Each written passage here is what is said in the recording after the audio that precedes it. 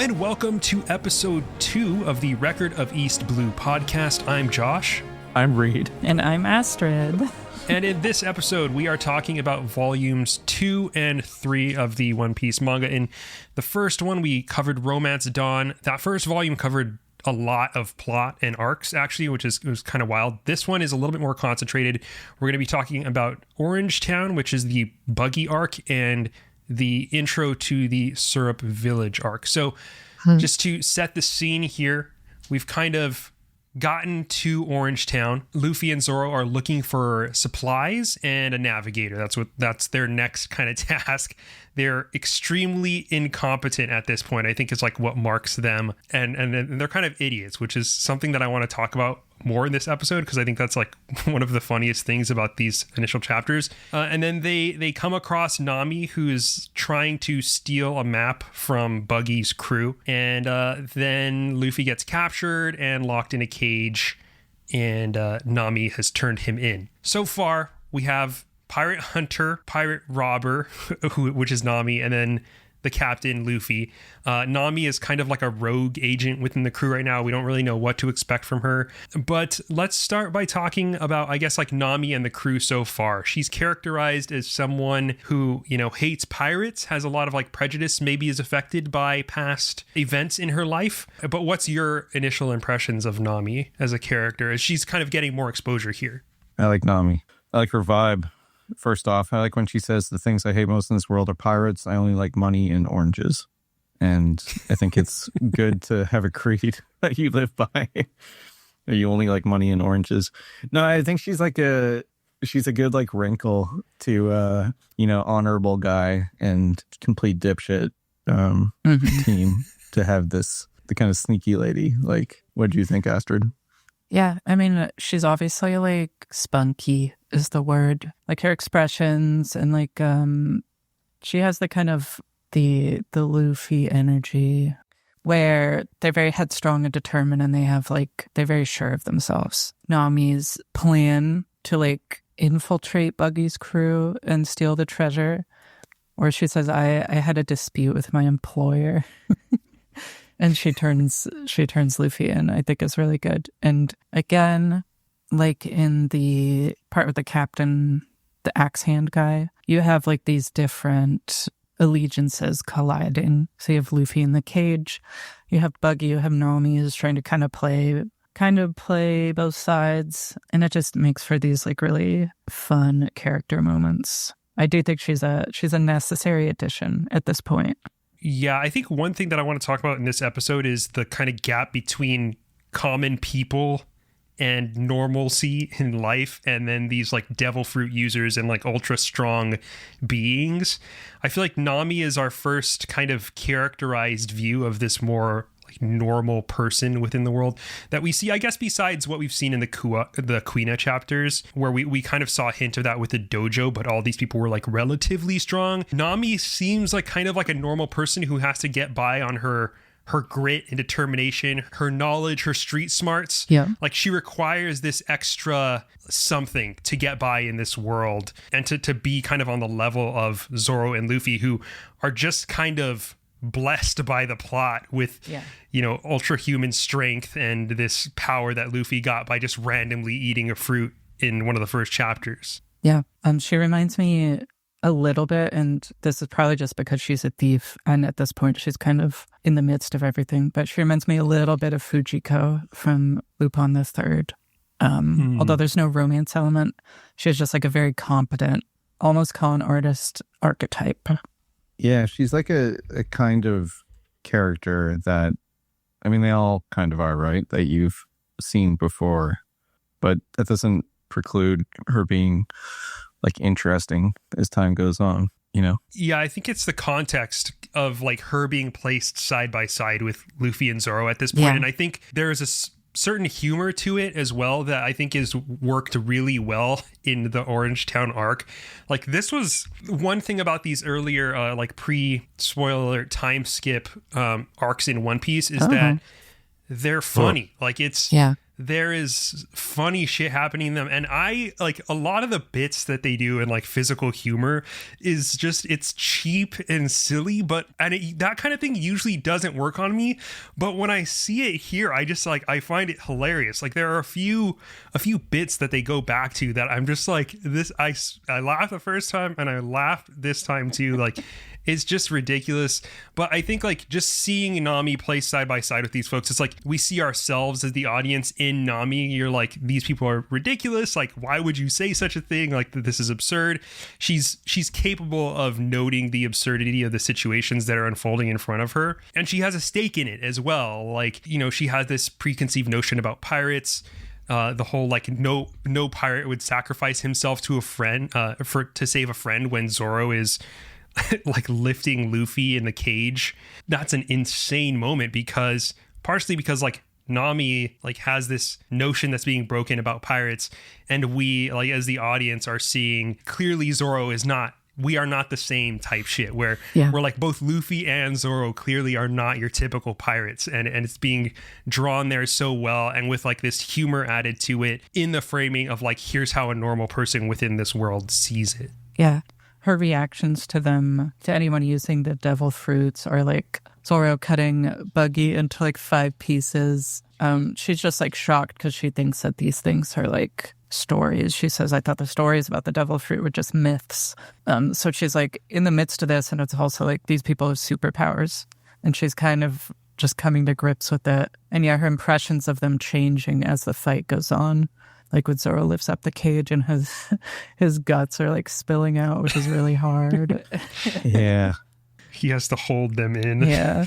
That was extremely the comedy thing, Astrid, you might have put this like in the channel where we were planning things, but I really liked Luffy chewing on the cage. I think in terms of like the art and what it kind of serves well with these characters, and just how much like you get of these characters just from the kind of things they have them doing, like this complete fucking numbskull just went to the page and he's just head turned sideways, just gnawing on iron bars to try to get out. He's doing it for like a whole chapter too, which is really funny. Yeah. He's just gnawing on it. It's like a caged dog. I collected a few of like the greatest hits of moments that I found funny. There's this panel where Luffy is like walking side by side with Nami. They're still kind of getting to know each other, and he's like, "What's that rope for?" Because she's carrying a rope, and she's like, "Oh, I always carry a rope." After she just had a monologue about why she hates pirates, and having like already scammed people in this, and then like Luffy just has a big smile on his face because he has like no clue that what she is like, I guess. There's this Buggy panel where Moji is calling him, or like he's interpreting it as Rub Man instead of Rubber Man, and then Buggy's just like, "You were beaten by a masseur." I don't know. It's funny, and then it's cheap, but it's like, I don't know. I think it's funny, and then the panel that you posted, Astrid, of Chop Man, that guy is a freak, and then the captions like pointing out that Luffy is a gum man. I feel like that humor there's something very modern about all those bits that it works on me. And I think that's one thing about these early chapters. Like, I feel like this is a comedy for the most part. Mm-hmm. And that's one thing that people don't know about One Piece, I think, is that it's primarily funny in these early chapters. Like, it's not an action anime. The action in these chapters, in the manga at least, is incredible, and as we've talked about, really well framed and whatnot.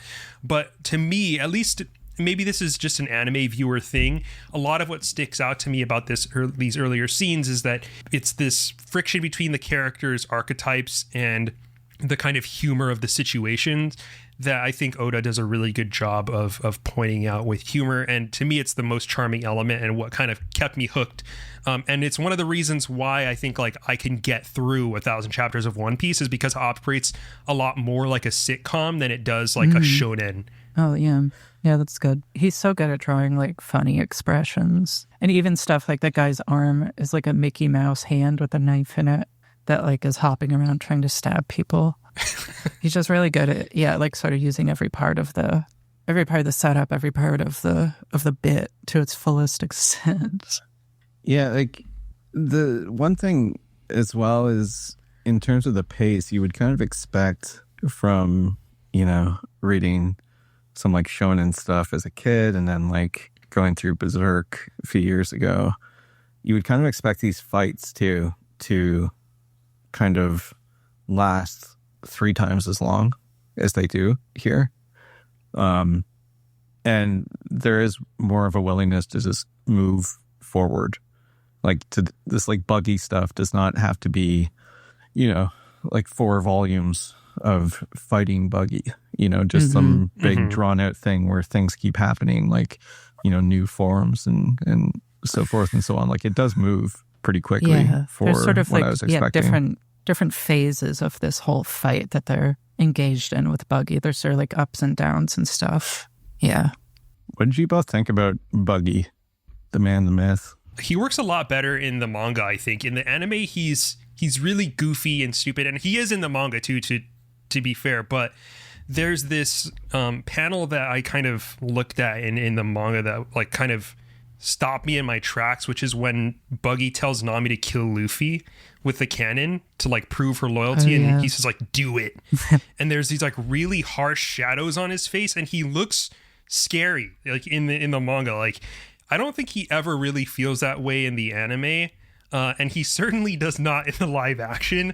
But there's this like it feels unhinged, almost like disturbing. The stakes feel high when you see that, and it's just like that one expression on Buggy's face that kind of like switches to, oh shit, things are getting real mode, which like we talked about in the first chapter is something that One Piece is particularly good at doing, is like switching from these like silly states, these kind of like states of normalcy, to really ratcheting up the stakes really, really high.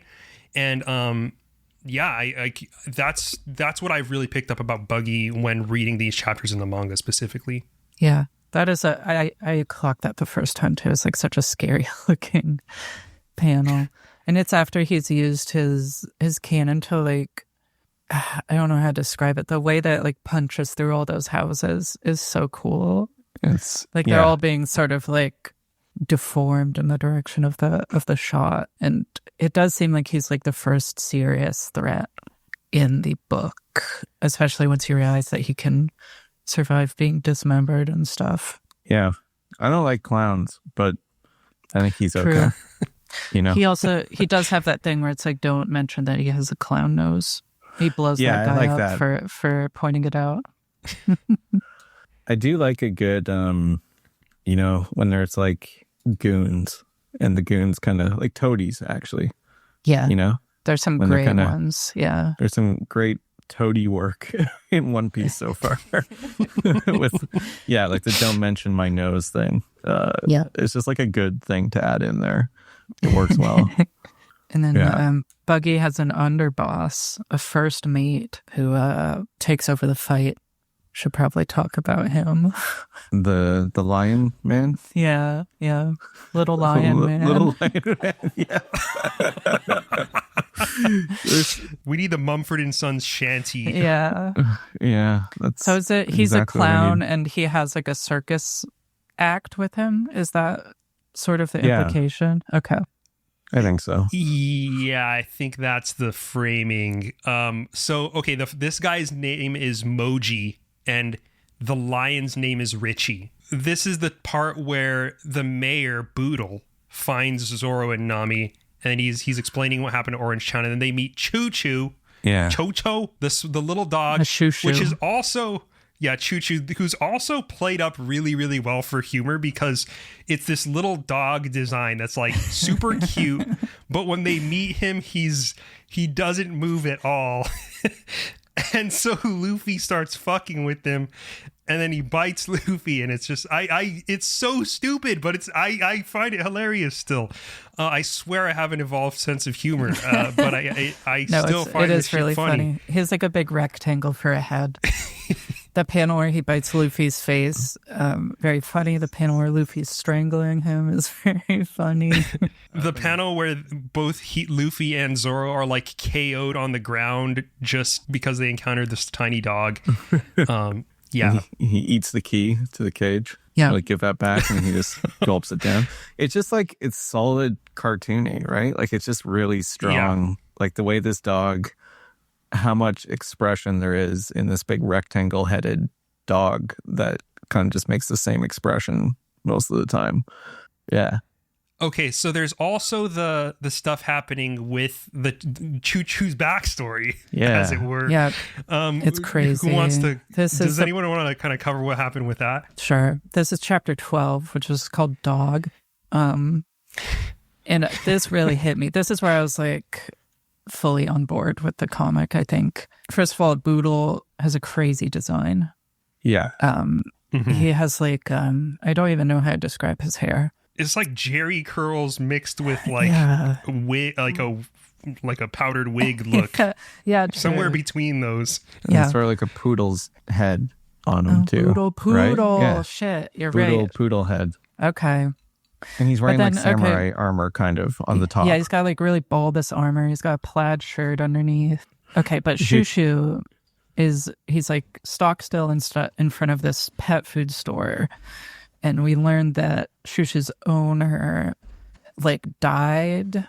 Everyone thinks that Chouchou's waiting for him to come back, but the Boodle is like, no, I think Chouchou knows that he's dead, and he's protecting the store because it's his treasure, and everybody has a treasure. And so when Moji shows up with his lion, the lion breaks Luffy out of the cage, but then the lion fights with Chouchou because Chouchou is guarding the store, and he starts bucking at Moji and the lion, and they have this really crazy fight that's like intercut with like memories of the owner being like, oh, Chouchou, the store, we're gonna prosper, and then like business is slow. And it's crazy that the dog has this backstory moment, and it's like really affecting, which like, okay, maybe it's easy mode to have like the tenacious dog protecting his owner's pet food store, but also the drawings are really great. There's frankly an amazing panel of Chouchou in front of the pet food store while it burns, and Luffy sees him, and he's like, oh shit, this dog is just like me. He's like, we're both fighters, and then he's like, I'm gonna beat these guys up because they fucked with the dog. Yeah. Which is the right thing to do.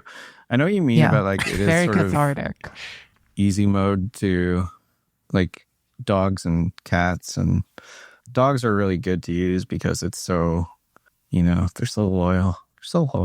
And like all this stuff with him like fighting the lion and everything. But yeah, I don't know. It's really well done. I don't know. The drawings of him fighting the lion, it looks like he's really gonna die. And he's thinking about it, right? He's thinking about his guy. He's thinking about the old times.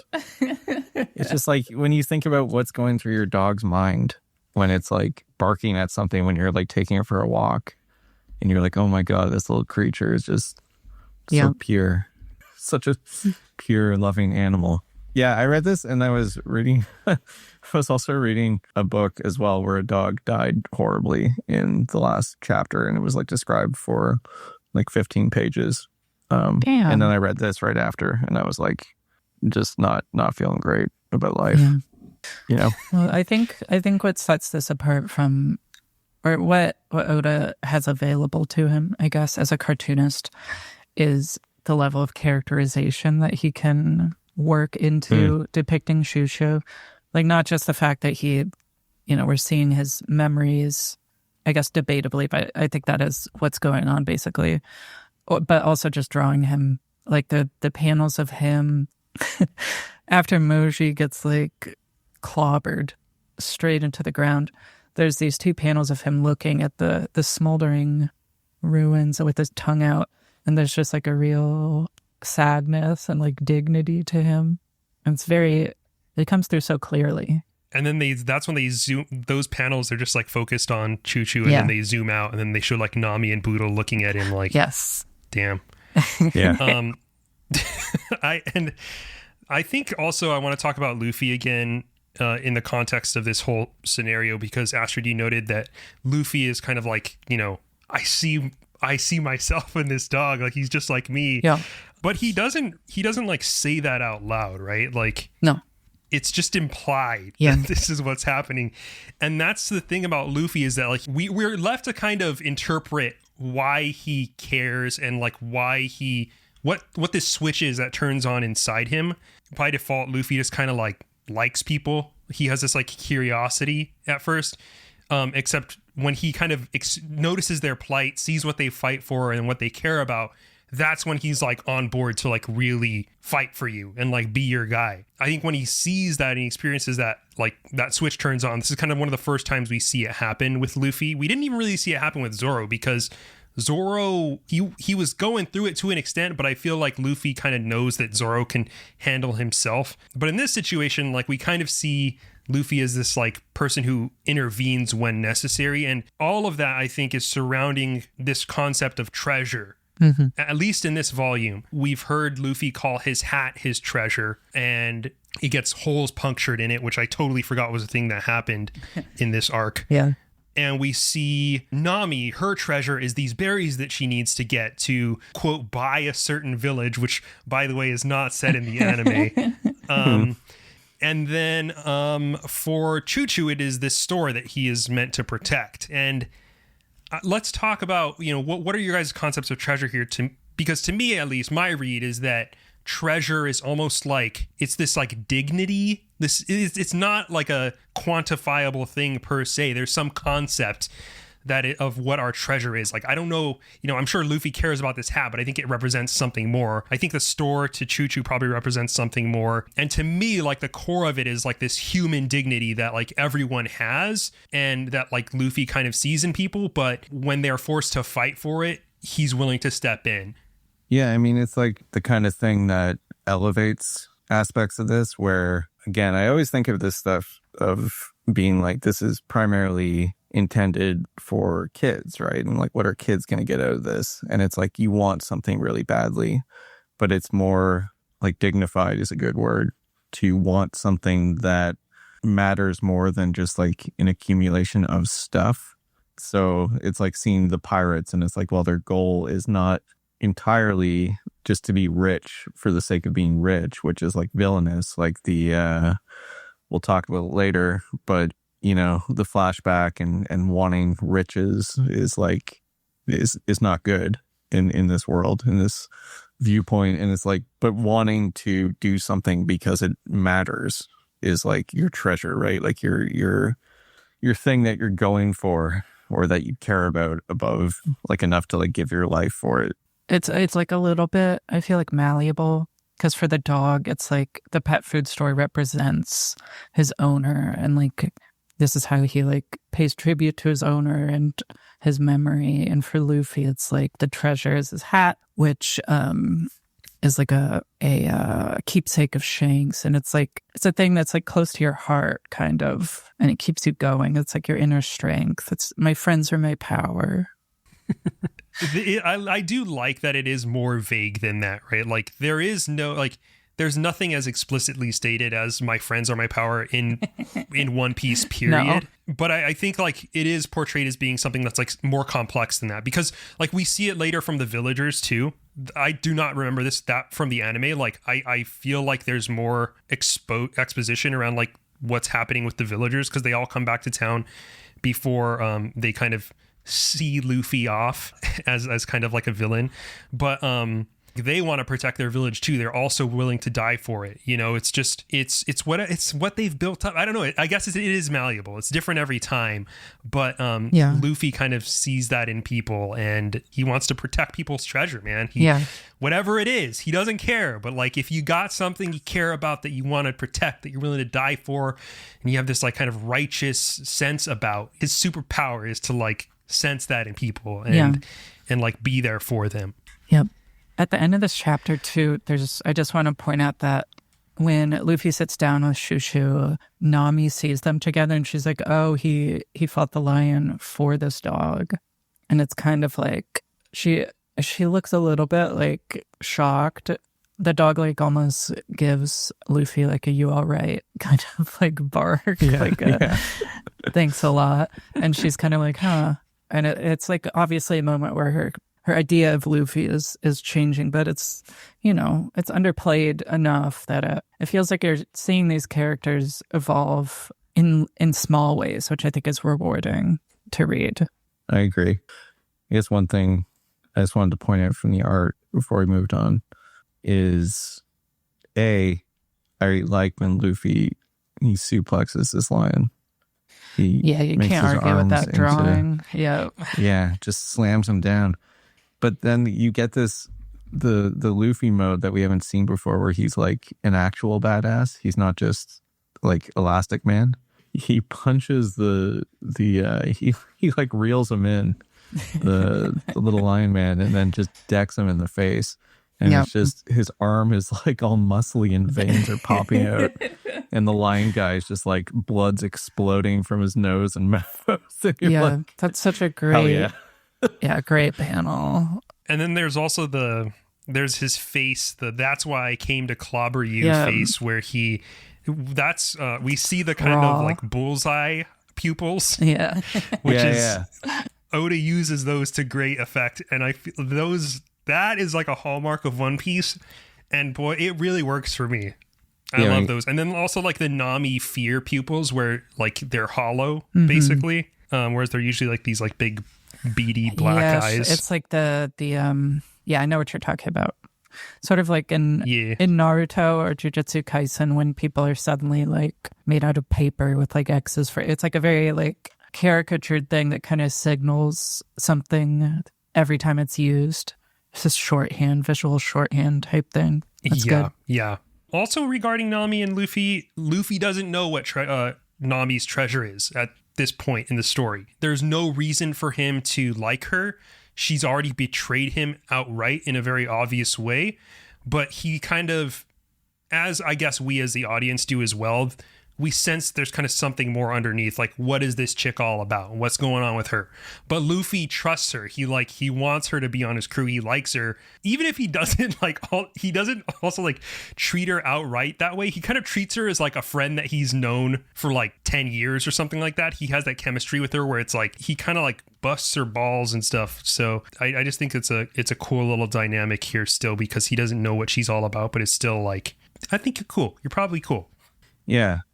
There's also one last thing I was thinking about the art stuff as well, is that I think with Nami in general, and then also these splash pages, which I know aren't anything, but I like them. The chapter introduction pages.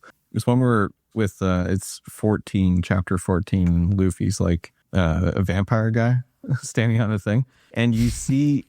Like, I guess it's whatever everyone probably was, right? All of this artists around the world, but you see like the Akira Toriyama influence. I was going to say that they look like the Dragon Quest bats. They do. That are flying around him, yeah. And I think Nami, like the way he draws women too, like really shows through how much of that DNA is in his style. Yeah. But like, yeah. I don't know. He has such a distinctive style, but you really see it come through in certain little places, like how much influence Toriyama must have had. Yeah. Should we talk about, I guess the thing is here too, then we get the thing of Boodle, his treasure, about building the town. He's kind of like an Al Swearingen type. He's built it all up. And yeah. He's a little more virtuous. And so that's, I think, leads right into the like final fight. Of him kind of being like, my town rules. I made this place. A crazy like transition here where he has like his big monologue, and then the last panel you see on the page is him being like, I'm gonna fight, and then there's a 2-page splash of the buggy ball just demolishing all these houses right in front of them. It's so crazy. It is like one of those good basic things too, of it takes a long time to make things, and it's like really shitty just to destroy things that people spend a long time on. You have all these great panels of him being like, yeah, look at we came here And it was a barren wasteland, and then there's all these panels of them like fishing and like, tilling the soil, and they're like, building houses, and then Buggy's just like it just fucks up an entire block of the little village. Yeah. It's good. Yeah. I think it's like a good portrayal of kind of what's at stake here. Yes. Like there's actual people involved. It's not just like they're not just destroying a town and it doesn't mean anything, which I think is another big kind of shonen thing. Is like destruction of all these like incredible spaces. It feels like it's there to be destroyed. And like I think Oda's good at least trying to retroactively imbue it with some sense of like people actually live here. And I kind of noticed this too about the art as well, looking at these is like, and I noticed this because there's like these establishing shots, but they're like tiny. Like it'll be like a little mini panel where it's like, okay, like 2 days have passed or something. And it's just like an image of the exterior of a building, like the roof of a building or something like that. And I noticed that like there's all these like establishing a sense of place is not given that much attention, where there's like just really short matter of fact, like, okay, we're in a building now. And they don't really show off locales much, or like, here's what the people have made and here's what this town looks like. And I feel like the manga up to this point, and again, maybe it's a resources thing, maybe it's a budget thing, but it feels kind of claustrophobic as a result. But as like the biggest shots, like the most detailed locations that we tend to see are these like zoomed out shots of violence being enacted on these spaces. Like when Buggy is blowing up half the town, that's like the most we see of this town is getting exploded. To me, my read on it is that he's kind of saying that the humans, like the people, are the ones that kind of make the space what it is. And when he kind of zooms out to show this thing being destroyed, it's like we care more about that, how that affects the humans, than just like seeing how much is being destroyed. Like we don't need to get the context of like this village is this big because we have the context of like these are the people who live there. And I feel like the human cost is something that Oda does a really good job of fleshing out and exploring. And over time in the anime and manga, like that's what gives these things stakes. Like seeing Chouchou's story is more effective than seeing like what the village looks like fully zoomed out. Yes. Right. And it's like kind of the same thing too.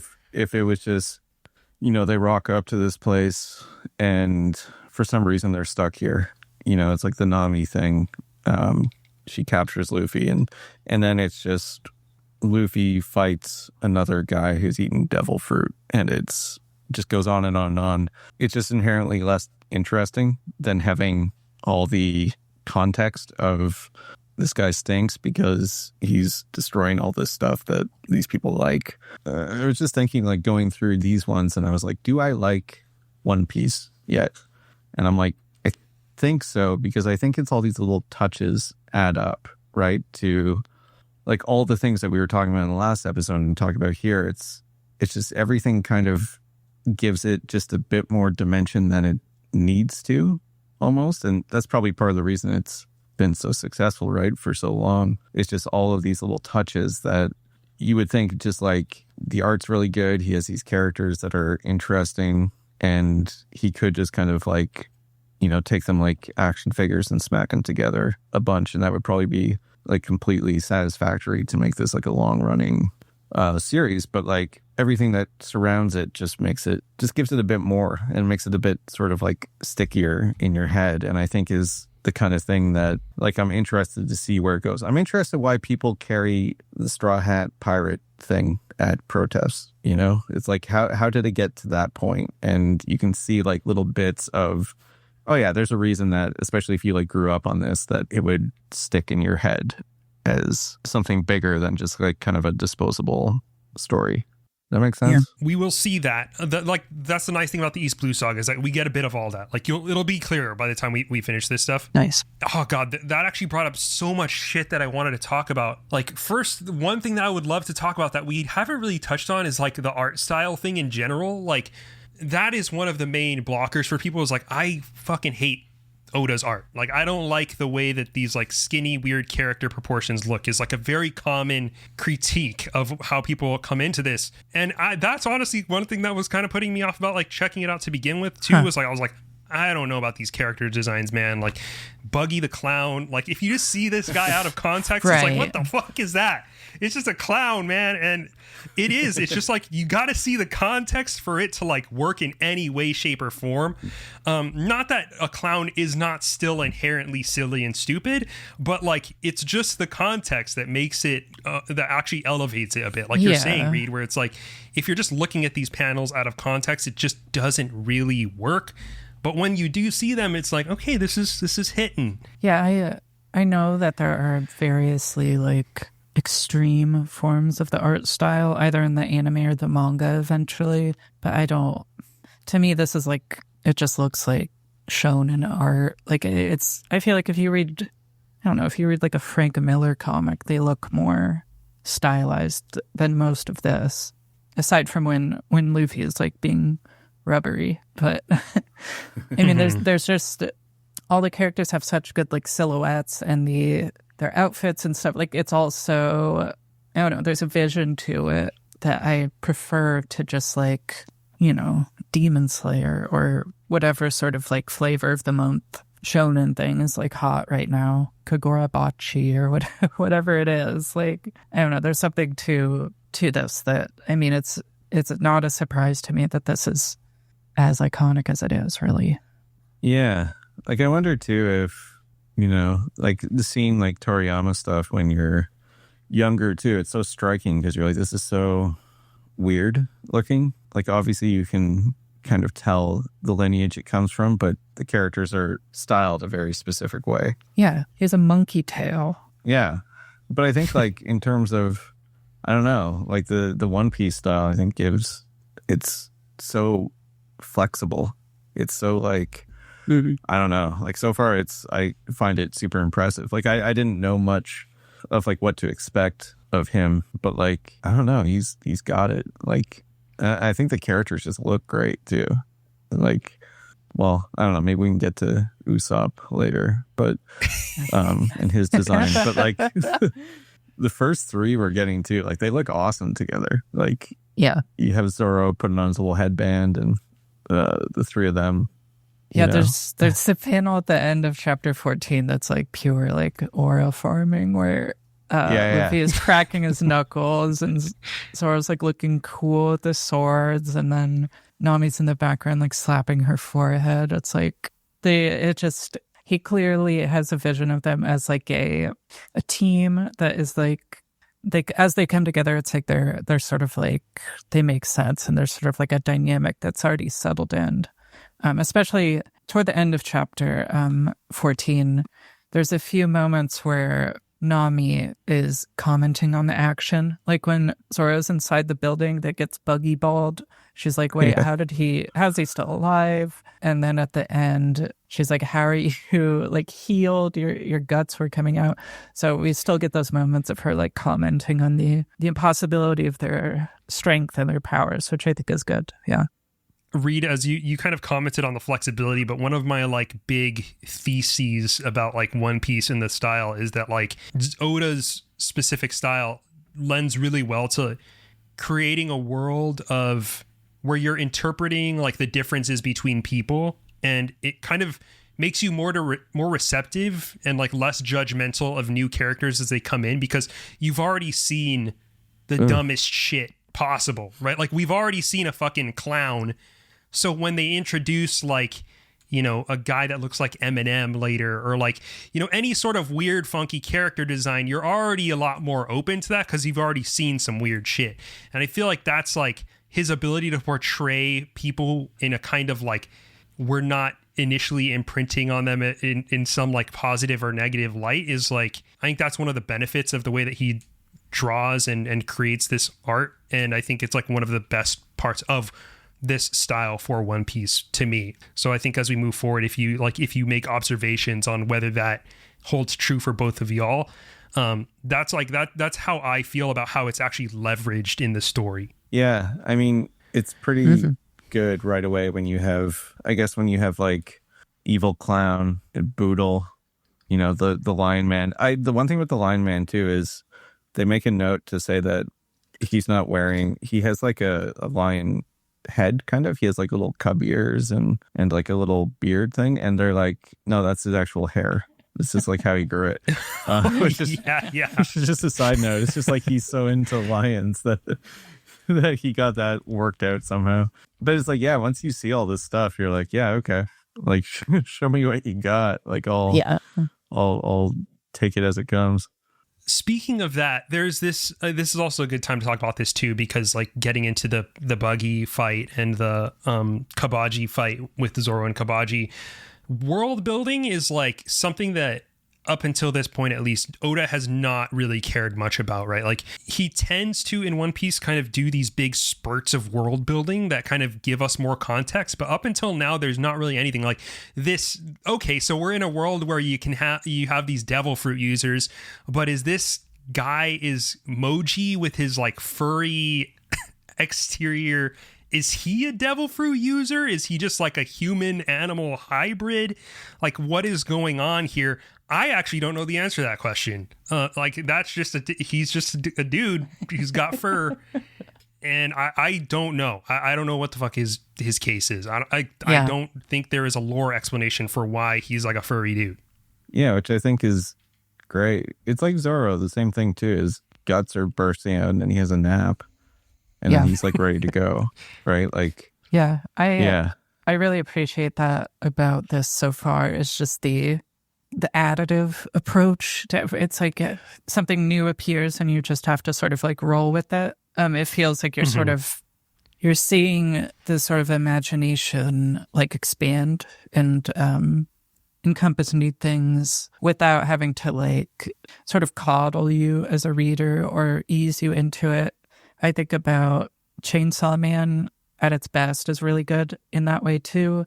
And also Dorohedoro is a book where things will happen that they might like totally change your understanding of like the quote unquote rules, but really the book is not about trying to figure out X, Y, or Z. It's just you're sort of seeing the fruits of this creativity in like every way possible. I don't know. It's like I really like that feeling of something that just is like expanding before your eyes. And kind of like haphazardly too. Yeah. Like it's almost like I'm sure it's like an improvisatory feeling, whether it, you know, was thought up in the moment or not. It has that kind of like electricity and freedom.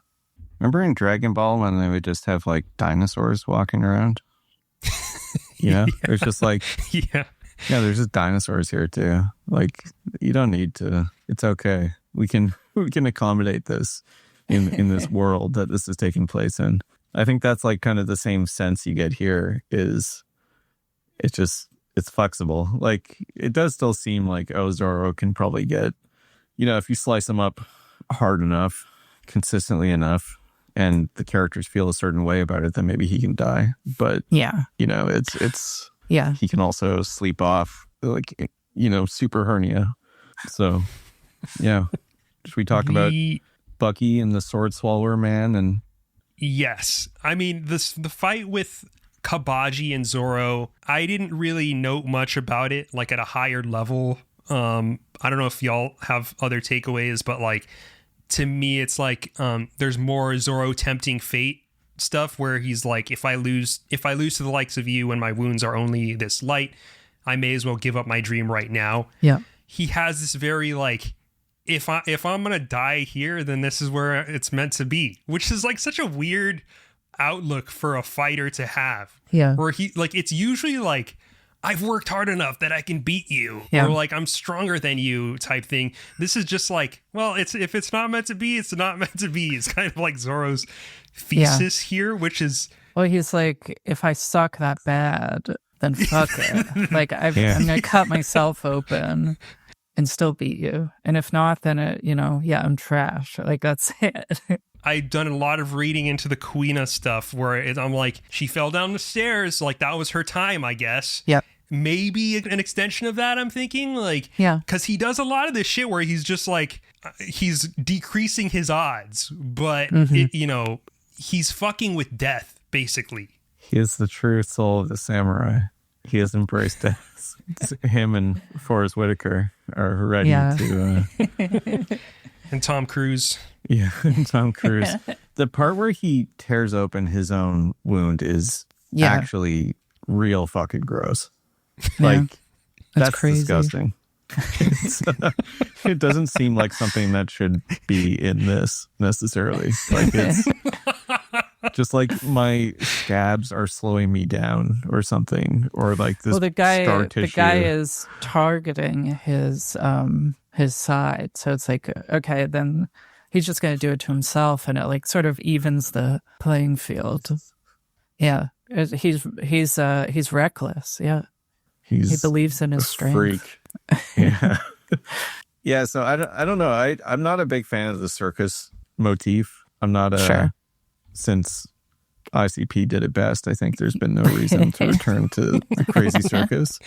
But I don't know. I think the action is just portrayed well enough that it doesn't really matter too much here. Like, I'm looking forward to different kinds of guys that they're going to fight, but it looks good. The circus thing also not working for me that much either. Yeah, I mean, it's kind of, Zolo says that he's tired of the circus tricks, and then he hits him with the onigiri, which I'm assuming is a pun of some kind, because it says onigiri demon slash, but that's also the rice ball. Yeah.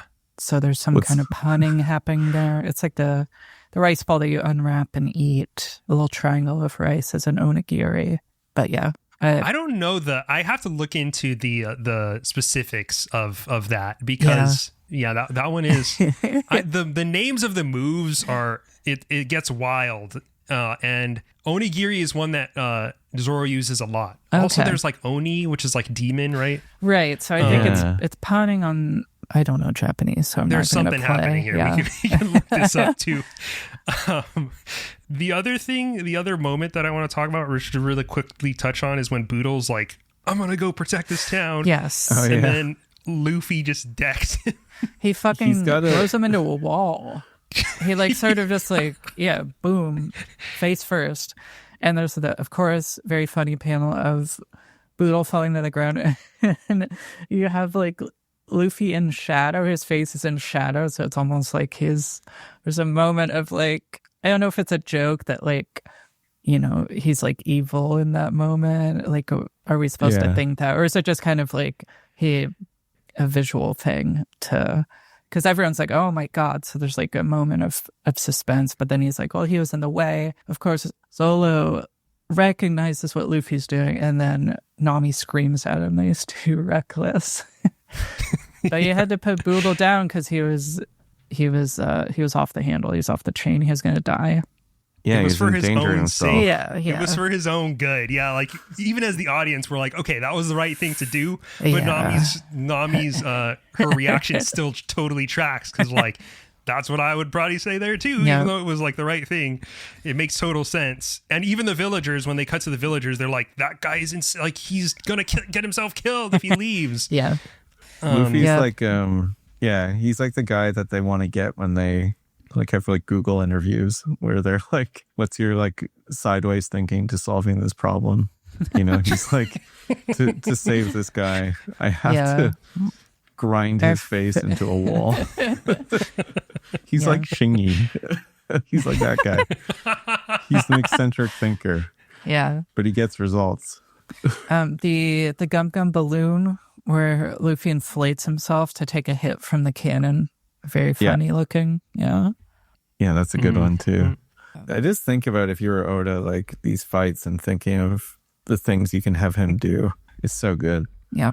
But then this kind of sets us up for the ultimate showdown between Buggy and Luffy in Volume 3. I don't know if there's anything else at the end of Volume 2 that we should cover, but... No, but yeah, it has the flashback, right? Because he mentioned that he knew Shanks. He was like, I knew this guy back in the day when they're fighting. Is that the other thing to mention here? that's the other world building thing. But is that Volume 2 or Volume 3? I think it might be the volume next 3. volume. I'm pretty sure. Oh, okay. Yeah, that's after. Yeah, it's the beginning of Volume 3. At the end of this volume, we get a thing you can cut out to make a springy Luffy. A springy Luffy. That. You did that? Okay. Yeah, and I colored in the one page too that they had there. Nice.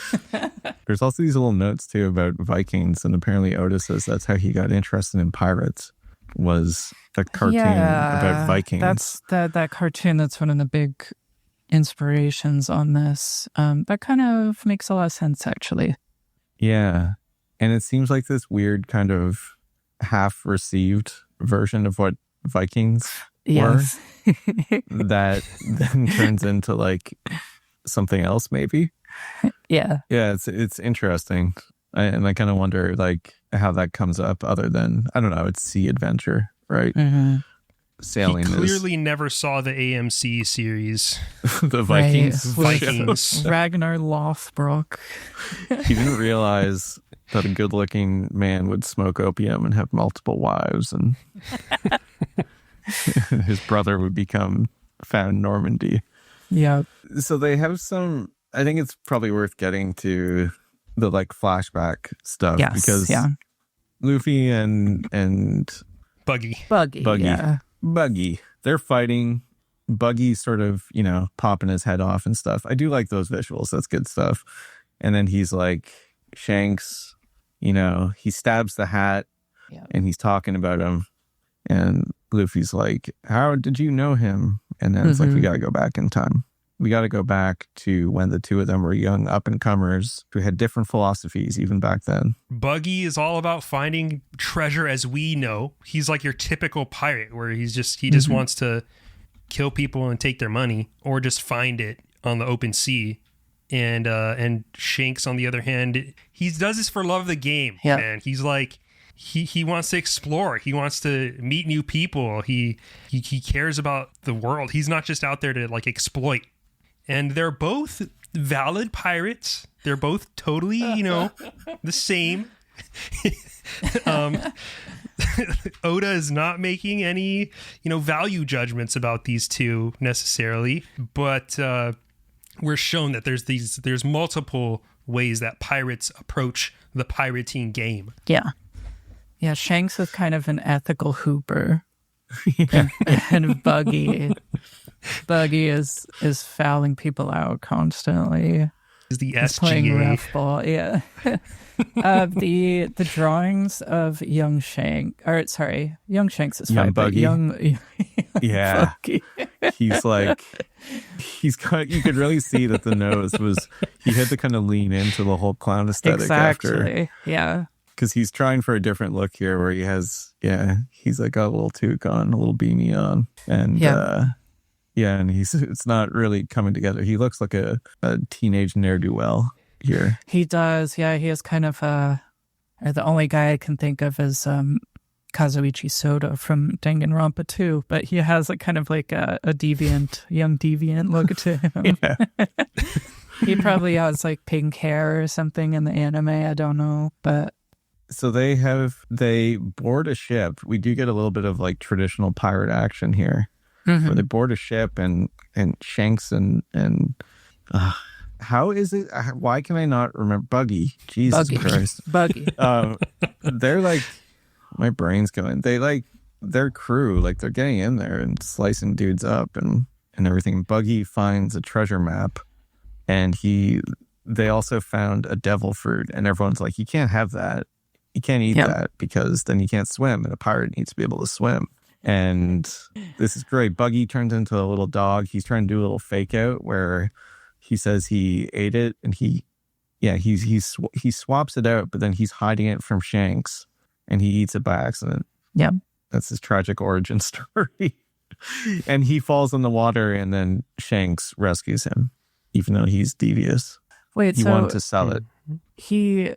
This threw me the first time I read it. I don't know if it's just supposed to be like a stupid joke, but he eats a fake fruit, and then Shanks surprises him, and he accidentally eats the real fruit. Yeah. Okay. He wanted to sell it. Yeah, because he's like, it's 100 million berries, which is presumably like rupees in Zelda or something. I'm just imagining. It's a lot. Yeah. And then there's the panel of him, and this is like Charles Schultz level cartooning on the white background when Shanks is looking at him and he's just swallowed it, and you just see his red nose sticking up. Really good. And then he screams, and he has kind of a scary, when he's like drowning, he's like, oh my God, I can't move. Like it's kind of like a little existentially frightening. It doesn't linger on it, but I was like, oh God. Like, of course, then he's like, I can't get the treasure. I can't swim for the treasure. But I was like, damn, that would be really scary if you couldn't swim in the ocean.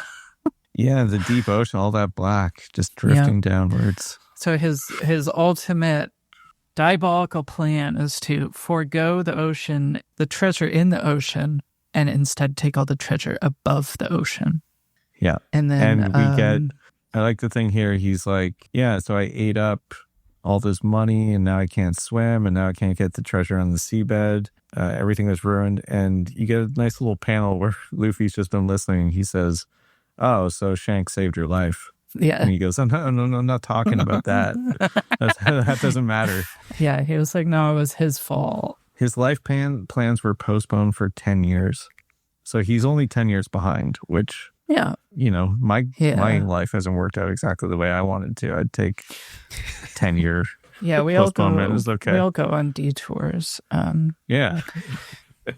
Chapter 19, the splash page is Luffy preparing to brush a hippo's teeth. Mm-hmm. Good cartoon there. And then there's the buggy fight begins. Well, actually, okay, sorry. Chapter 20 is the Zolo and the panda, which is equally good. It's a good one. Yeah. He's slicing bamboo and a panda is just eating bamboo and wearing sunglasses. And so the inciting incident in this fight is that Nami is trying to sneak away with the treasure. Yeah. Yep. So they fight and Luffy uses a special technique where he kicks the disembodied lower torso of Buggy, kicks him right in the nuts. Yeah. And that shit. immobilizes him. He says, that damn kid dared to kick my bottom half. Very funny, very mature stuff. But is that the first hint we get that Buggy's body parts are kind of all connect? Like you could fight his body parts as if they are connected like that. Like it disables him, so it works. Yeah. It's valuable intel. Like if you poked him in the eye. Right. I've never given it that much thought, but you're totally right. Yeah. He still has sensation in all of the disembodied limbs. Right. Chop Chop Festival. Wasn't so sure about this power where he just explodes into like 30 pieces. Yeah, I don't really know how like efficient that is. Yeah. Like it gets really wild here, the cartoon stuff. Yeah, the expressions on Buggy are crazy. Luffy starts tickling him. Yeah, because his little feet are walking around on their own. And so Luffy just picks one up, takes it out of his boot and starts tickling it. And then he pinches it, and then Nami hits Buggy with the treasure bag, and his arms like reappear, and he grabs the treasure. There's all kinds of like switch ups and sort of like visual gags here, but I have to say the best one is when Nami ties up the rest of Buggy's body so that his arms and legs just come back to his head. So he's just like a head with limbs. Literally just a head with hands coming out and feet. Yep. He looks like that thing where when you're a kid, if you like kneel on your shoes. Yes. Yeah. And be like, and that's for the little climax of the fight, but it kind of builds on all of the, I don't know, the moves and the rules that have been established so far. Is that, well, if you just tie up his stuff, then he can be hit with a Gum Gum Bazooka and sort of nondescriptly killed. I'm imagining like that he's just dispatched. He kind of like flies to the moon, right? Yeah, he's that's just gone. Yeah. They knocked him off the stage in Smash Brothers. Yeah. I mean, this is just such a fun fight. What else can you say? It's very slapstick. It's not there to be cool. No. It's just like, it's a situational humor, like Three Stooges almost style thing where it's everything's kind of unfolding. You're laughing at it, and then there it is. That was the fight, and just purely comic hijinks. Yeah, there. Good clean humor. Yeah, the nut kick and everything. Yeah, yeah. So the sound of a clanging bell would be there, you know? Yeah. And so I guess it's kind of, we should probably go pretty quickly into the next part, right? Like the connective tissue here is kind of like them getting run out of town. Yeah, sort of again, there was the kid, I don't remember his name, I'm sorry, and the last episode who wanted to join the Navy, and they had this moment where Luffy and gang get run out of town, and you have that repeated here, except Chouchou comes to their defense, of course. He's all bandaged up. Oh, yeah. And then Boodle is like, listen, where did these idiots go? You guys leave them alone. And you think he's like really going to go give it to them. And he's like, thanks for knocking me out. I would have died. So again, the sort of like the position of the pirates as like sort of like extra legal figures or vigilante figures that can do good, but are still outside the normal world is kind of, it's reinforced here, I would say. And they leave behind the treasure. Yes. Right. Yeah. Because they need to rebuild the town. Yeah. They're doing it for love of the game. It's all for love of the game. They're not doing it for the money. I was a little lost on that. Is it Luffy who leaves the treasure and then Nami is mad at him, right? Yes. Okay. Yeah. He's like, they'll need money to rebuild the town. That's why. Yeah. And then they have two boats. Is what he says. They have two boats. Yeah, they got Buggy's forward. Yeah. little boat as Buggy's well. schooner or whatever it is. Yeah. It has the clown skull and crossbones. What is it? The Trial of the Forest is what is promised going into chapter 22. Nami fixes Luffy's hat. And again, sort of I don't know if this comes back, but she stabs him with the needle. And Nami's like, oh, that's the only way I can hurt you. And then Luffy's like, you're right. So perhaps pointed objects could be his weakness. Oh, yeah. If you're a rubber man. Yeah. I don't know if they have slashing. microwaves. Slashing. Yeah. Mm-hmm. If we're playing in the One Piece card game, are these things that come up? I was just going to say, in a One Piece video game. There's like cards where like he's immune to like strike type damage. Okay. Yeah.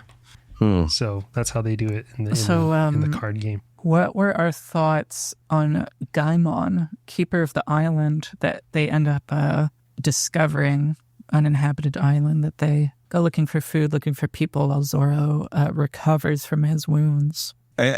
First thing you got to talk about his look, because he's got that. It's like Oda drew the buggy like little guy with his like midsection sliced out. Yes, I was like, I need to continue this theme. Yeah, because Gaimon is like, he's this stout little guy with a big beard and a giant afro that's like 5 times the size of his head, but he's sort of just crouched into a treasure box. So all you really see is his feet, a treasure box, his little hands sticking out, and his giant head. And that's his thing. He's like he's a little treasure box man. He looks like a shrub is what I think it's Luffy says. Yeah, it's a really funny, he looks like a chia pet. Like he does look like it. Yeah. And we get a geography lesson here, which here's the world building. The world has 2 oceans. What? Yeah. Are we not on Earth? We're on One Piece land. I think I had assumed that this was Earth up until I saw this map. I was like, what the fuck is that? They do know that the Earth is a sphere. Sure, yeah. That's happening here. And there's the Grand Line and the Red Line. Yeah. And I don't know. It doesn't make a lot of sense to me, the geography. I still don't understand it. I'm not going to lie to you. This fucking makes no sense to me. I'm not too concerned about it. I think it'll probably... What I'm gathering is that the Red Line is the overland route, which conveniently stretches across the entire planet. Yeah. And the Grand Line is sort of directly 45 degrees around the planet through the water. It's just, a nice contrivance. The Grand Line is like an equator, an imaginary line, it seems. And then, but what's confusing is the Red Line is like an actual mainland like supercontinent that is a strip that stretches around the entire planet. The Red Land? No, but then Red Red line. line yeah, is the land. caption says red land, and then the art says red line, but it says red line twice. So I think that's. Yeah, but there's I also don't the know. city of red line.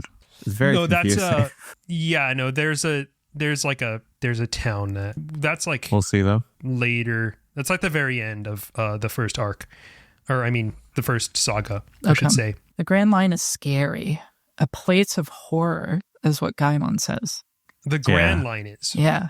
Right? Or Yes, yeah. the Grand Line is a place of horror. To find the One Piece and come back alive is almost impossible. It's been 20-odd years since the Great Age of Pirates started. Seems like a little recent, and no one's got that legendary treasure yet. I mean, only 20 years and this guy is ready to throw in the towel. It's not a fool's dream. Yeah. Come on, man. Well, yeah, and he's been, I don't know. He's, I guess, as far being as stuck in the sitting in a fucking box. treasure chest forever, yeah. It might damage your feelings about things. There's some good stuff here where there's like strange, even to them, strange animals walking around here. Like there's pig. like a Yeah. there's like a pig with a lion's mane. There's a snake with rabbit ears. There's like a wolf with chicken waddle and crest and panda eyes. Like this is where we've come upon here. And I guess Gaimon is like another one of these. He's an instructional story. He's a parable, the parable of Gaimon. Yeah, 20 years ago, we see him in his Where's Waldo shirt. He's come to this island with his 200 pirate friends, and they're like, we're going to get out of here. And he's like, wait, let me check this cliff. He sees 5 treasure chests on top of the cliff. He falls and gets stuck in a treasure chest. And then his crewmates leave him. And because he's in the chest, he can't get up there and get the treasure is sort of the thing. Of course, Luffy can use his gum hand to get right up there, and he finds the chests, and he's like, Gaimon's like, yeah, but throw them down here. And Luffy's like, no worries. And like slowly it sinks in that they're empty. Someone else has he's the one who them. guesses too. He's like, there's nothing in there, is there? You get your hands on a treasure map, but someone's already taken the loot. Yeah. Yep. It's how it is sometimes. It's all good, bro. Yeah. Don't feel bad, Mr. Shrubhead. You're lucky we showed up. Only one thing will make up for a disappointment like this. You're going after the One Piece with me. But Gaimon declines. He is the guardian of the forest. He loves There's the animals now. Where was this? There's a note in here. Gaimon, first he says he used to have 2 eyebrows before getting stuck in the the box. We see that's like definitively not true. He always had a unibrow. And also, I think they offer to like break him out, and he says, "My body has grown into the shape of this box." So he's like, it's like symbiotic. He's box shaped, and they can't take him out or he'll die. So he's kind of like a clam or something. Yeah. His organs have all changed shape to fit into this box. It's kind of gross, but he doesn't want to abandon the critters, and he stays. And there's a really cute panel of everyone sailing away while the animals are around him, and the pig is looking right at the reader. Again, love that shit. This panel's so good. There's like a poodle bird, and it's waving goodbye to the ship, and there's like this forlorn looking bear with it's like a big cheetah fat... print bear. Yeah, but it has a cheetah, and it's just sort of looking like morosely out at the horizon. Yeah, I really like it. It's got a big belly on it. Yeah, and then we get another special coloring corner, which we were trying to get ready for this episode. It delayed everything by a week while I carefully colored this with my big fat fist holding the crayon over on the computer screen, just smashing it into it, drinking a Shirley Temple as I worked on it. What do we think? What do we make of the story of Gaimon? What is it telling Luffy? What is it telling the children, the millions of children who read One Piece every day? Whose moral compass has been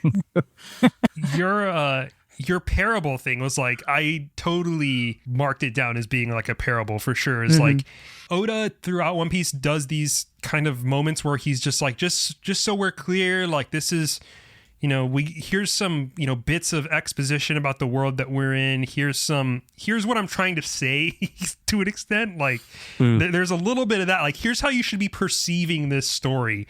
And here you get, in a way, I'm relieved there's no treasure. I can finally stop fretting about it and enjoy this island. Yeah. It's like, okay, Oda, what are you trying to tell us, buddy? Like, yeah, because we've done all this talking about treasure already. Like, there's a mild obsession with the idea of treasure in volume 2 and, part of volume 3 up until this point. And now it's like, the treasure, it's just like, it's what's around us too. Yep. That's another interpretation of what's happening here. It's like what matters to us specifically, and then it's also like the world around us, man. Like just enjoy the ride, bro. Yeah, do it for love of the game. I mean, Gaimon is literally missing the beautiful forest around him for the trees of treasure. The dream of and it's nothing. Like the real treasure. It's this place where he's found himself has all this exotic, one-of-a-kind animal life, which is why people come there. They don't even come there for like treasure in the sense of booty. They come there for the pig with the lion's mane and the snake with rabbit ears. Like, and he's free from the shackles of imagining all those berries or whatever that are on top of the cliff, and he can live his life and enjoy what there is. I think it's is it Luffy who says like, you could have been sitting there for another 30 years and then you would be dead. So yeah, they're able to shine some light into his life, and he's able to dispel the shadows of treasure. And there are things more beautiful than gold and silver. Yeah, he could have been wealthy in the world of humankind, but it was humanity. It was his supposed comrades who left him. That's true. There too. Yeah. But he found that nature, One Piece nature, where all the animals are your buddies and hang out with you. Yeah, I think it's cute. It's the anti-grizzly man. Yeah, they're not eating him for sure. The pig with the lion's mane is not. It's not making the tape that's no one can ever hear. I do think his sort of little side quest thing of his story is very cute, and it complicates things just enough to sort of like underline that like the treasure that Luffy's talking about, or the treasure that they've sort of settled on. Maybe it's not all that. Maybe the One Piece isn't all that, but that's what I'm saying. That's why I said in the we're first definitely app, not at that point yet. They're still after. There's still a few chapters left in the. Yeah. There's still a few. More will certainly be revealed. All right, we got to talk about this guy, Usopp. Yeah, Usopp's fables.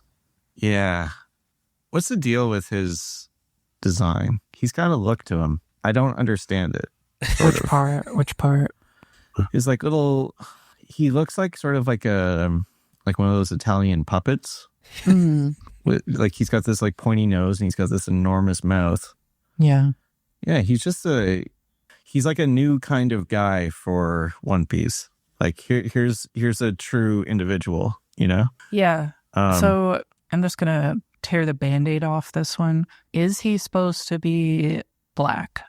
Because the thick lips definitely raised some memories of certain anime and manga, and I just want to clear this up. Oda said that he's like he envisioned him as being Brazilian. So okay. Okay. Yeah. I can kind of see that. But what's with the lips then? Because that's if he was to be portrayed as a human, it would be he sees him as being like a Brazilian dude. But who knows what that means? There's definitely some like signifiers, some potentially uncomfortable things about like the way he's represented here. Boodle had like I think Boodle had sort of thickly drawn lips as well. Yeah, it's not as cartoonish as like it's there's not as much going on here as there is with like like Dragon Ball characters. No, certainly not. Yeah, that's very cut and dry, right? Like, But there's definitely, we'll see some like borderline like problematic shit in One Piece. Okay.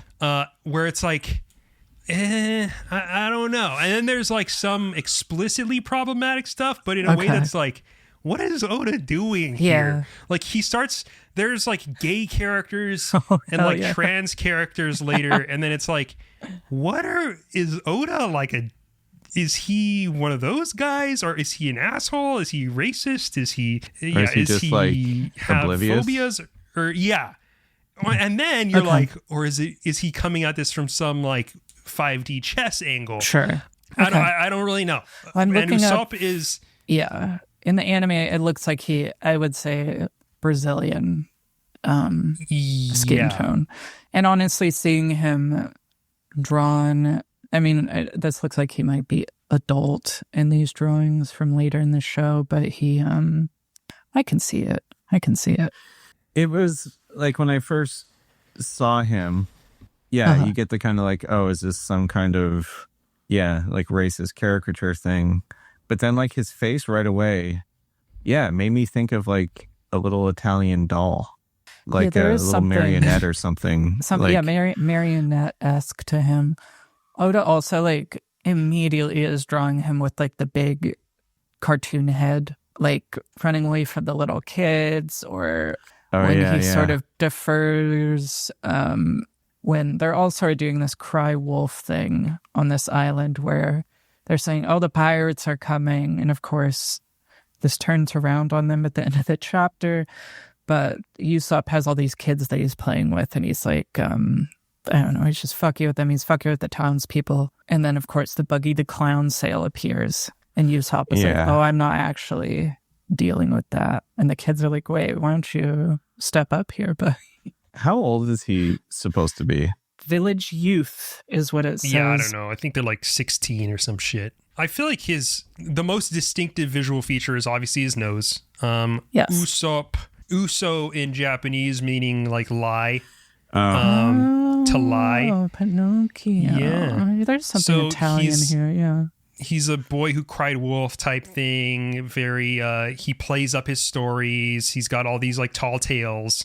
Yeah. Very, it's kind of a common storytelling trope from like these old timey stories, I would say, of like dude who lies a lot and people don't believe him. Yeah. But I think like his most distinctive feature, his most distinctive thing is like just how normal he looks, to the point where it's like out of place how just normie this guy is. Which I think goes hand in hand with like why he has to lie so much to like get by in this world. And I think probably there's some parallels there with Nami of like how she's kind of a swindler, like to get by in this harsh world where these people are super strong and intense. You kind of got to have like another thing. You got to have some street smarts. You got to have the ability to kind of like, you got to have something else about you. Yeah. And his thing is that he has to try to like act bigger than he is to fit in. Yes. And that's his thing. Although it looks like everyone in the town is sort of like, all right, he's making a fuss again. Really good drawing of an old man drinking coffee. Yeah. Right after we're introduced to Usopp.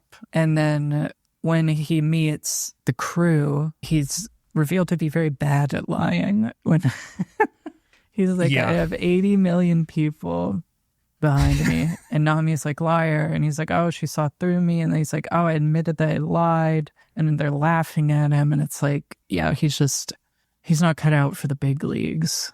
He is a coward, for sure. Yeah. He's the honorable Usopp, it turns out. I really like that panel of when he, it shows him he goes and he likes to lie in the village and say, pirates are coming. And when someone throws a pan at him, there's a panel where he gets beamed by, and just says tang, and it's just a metal pot bouncing off his head. And really good. He's like angled. He's got the rubber hose arms. It's very good. Yeah. I don't know what I think about this guy. I'm not all there on the design.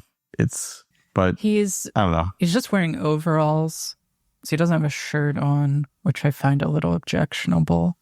But he's a country kind boy. of He's kind of honestly a device, I feel, like even to this day, where it's just like, this is what a normal person looks like, kind of side by side with the pirates who are on a higher level. And he is used in some very interesting ways later on. Okay. But I think kind of the consensus about Usopp, and I think like echoing how you all feel about him right now, is that he's kind of a nothing burger character to an extent. But like, I think it is useful to see someone like this, like framed against these larger than life other characters. Yeah. I think the only thing for me, like, and this kind of shines through in this kind of origin story that we're getting of him, is that I don't know what his quote treasure is. Like, he doesn't feel like there's some underlying like thing to Usopp. And this is one other thing about One Piece, is like, it's totally possible that it's there. It's just like has intentionally not been shown to us, or Oda just feels like maybe we'll get to this some other time. But yeah, for now, this is all framed through the lens of how he interacts with Kaya, this other character.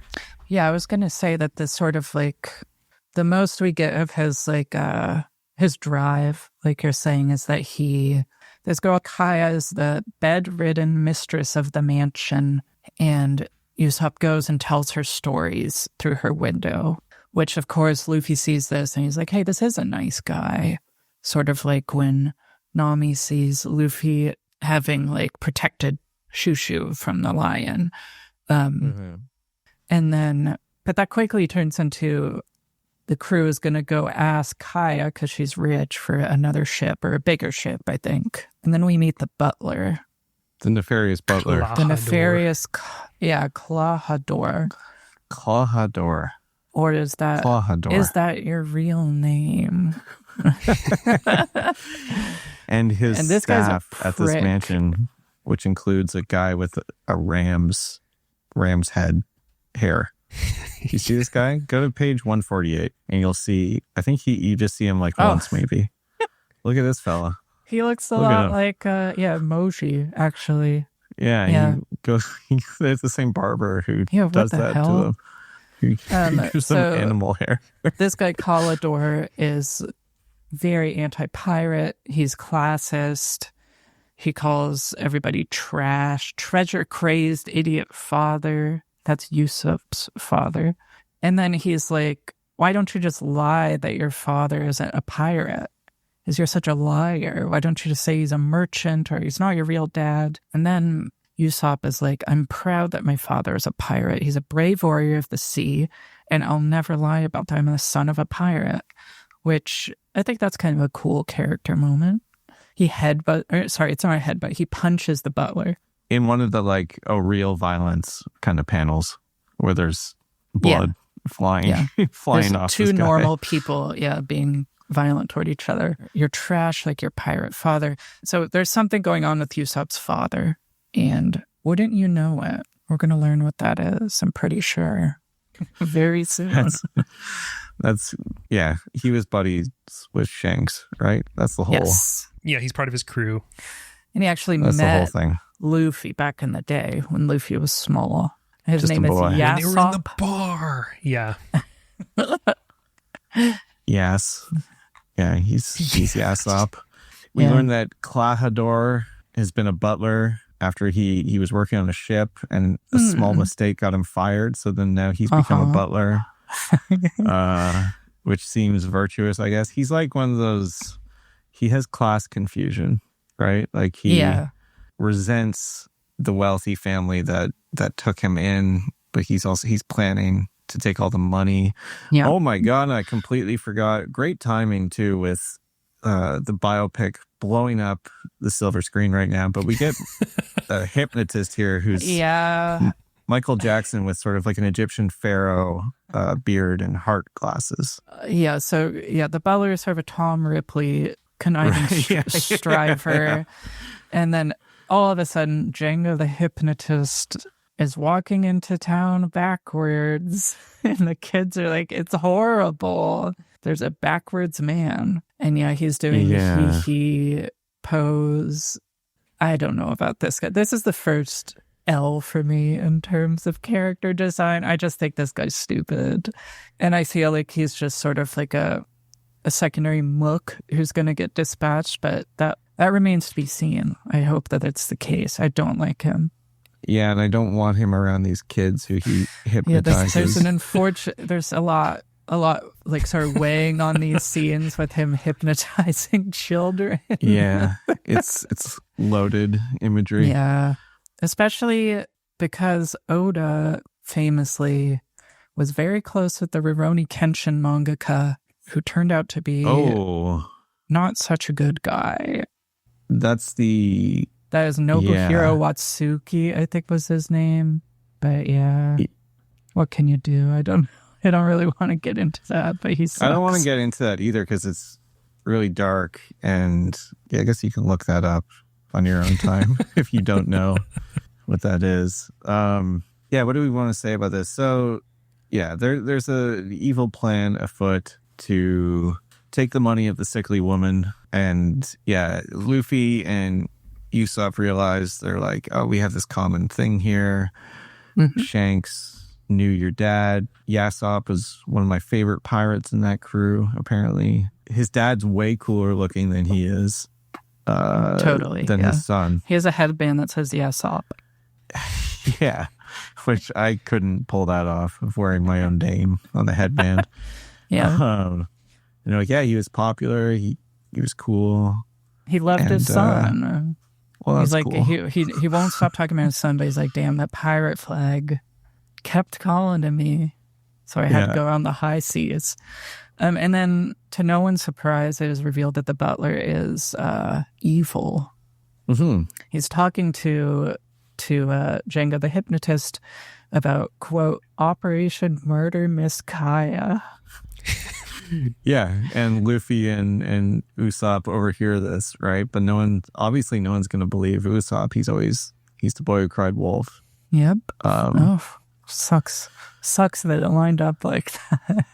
Yeah, you couldn't have written it, huh? And this guy, the butler is Captain Kuro, which I do know that Kuro in Japanese is black or dark. So it's sort of like a black beard type thing, I imagine. Okay. He was, quote, famous for his carefully planned pillaging raids and was reportedly caught by the Navy and executed, but clearly that didn't happen. It was a rumor that his crew spread. So they're here to kill Kaya. But before that happens, Django's going to hypnotize her, and all her money will go to Caladore / Captain Kuro. This is also another weird bending of the pirate thing, because he's like, he doesn't want to adventure. He's like, fuck that life. Like, that was too much work. I just get to like chill out in a mansion. Mm-hmm. And I feel like there's some implication that like maybe he kind of like liked the people that took him in for a little bit too. I don't really know about that, but then but he likes living on the down low, as it were. Yeah, he's kind of, he says he's gone legitimate, so there's almost like an organized crime sort of angle to it. Like he's out of the life, and he gets to sort of operate above the law while still doing his dirty deeds. He says he's a pacifist, and he accidentally killed Kaya's parents. Yeah. Yeah. Wonder what that involves. Yeah, I'm not sure. Luffy's plan to stop this is standing up and saying, hey, you guys, don't kill Kaya. Yeah. Yeah.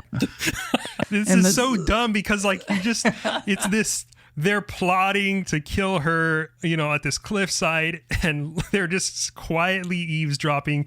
Usopp is terrified. He's like, what the fuck is going on? And then Luffy just does his thing. Yeah. And it's just so many good panels of Usopp like just losing it. Yeah. When he's like, okay, they don't think that we heard anything. And Luffy's like, we heard everything. And then his eyes just pop out of his head.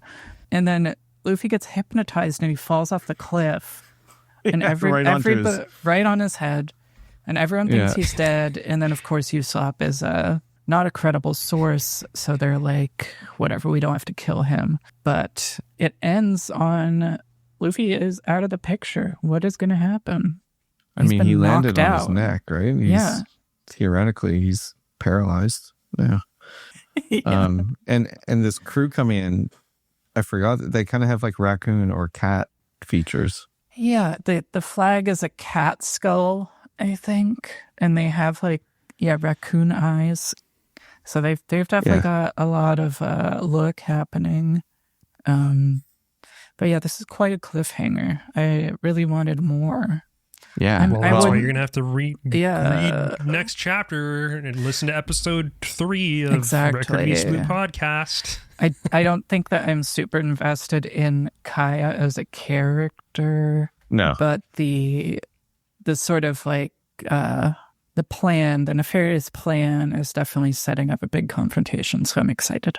Kuro is a cool character despite his lackey Django being, again, one of those that I just forget about. I'm like, oh, the Michael Jackson guy, that's right. I think like the big takeaway here probably is like the Usopp like not being afraid of who he is, and which is like in stark contrast with his trying to play himself up as being bigger than who he is. He's like lying on one half, and then he also has this pride on the other, and maybe that's what Luffy sees in him. I think Usopp kind of recognizes that he's kind of just a normal dude in the context of this world, but he's kind of like okay with accepting that to an extent. That's kind of his struggle. Whereas like Nami has this struggle with like money and trust. Zoro has this struggle with like strength and his own, I guess, fragility. And then Usopp has this struggle with his like normalcy in a world of super people that he's surrounded by. Yeah, but he loves everyone in the village is what he says. And that's sweet. Even if they don't believe him. Perhaps, as this woman says, if you were serious and responsible like Mr. Caladore, we'd believe you. Wow. Little do you know. I'm curious what's going to happen too with, I want to know how Kaya's family got their money. That's something I'm interested in. Yeah, I gotta think that we're getting more backstory there. I want to learn about this because maybe the pirates are right. Maybe there's some situation here where I'm prejudiced against anyone with servants, I think. So, right, yeah. I want to see. I'm sure that there's a reason that it's virtuous for her to do this. I do like you don't see that often anymore, though. The frail, sickly, pure-hearted woman, convalescing all the time. Do you think is Usopp like got a thing for her, or is it just pure sweetness of his heart that he's telling her stories? Is it completely platonic? Unclear. Completely unclear. Yeah, I think it's unclear. Although there's nothing explicitly, he doesn't express anything. Yeah, it's hard to say.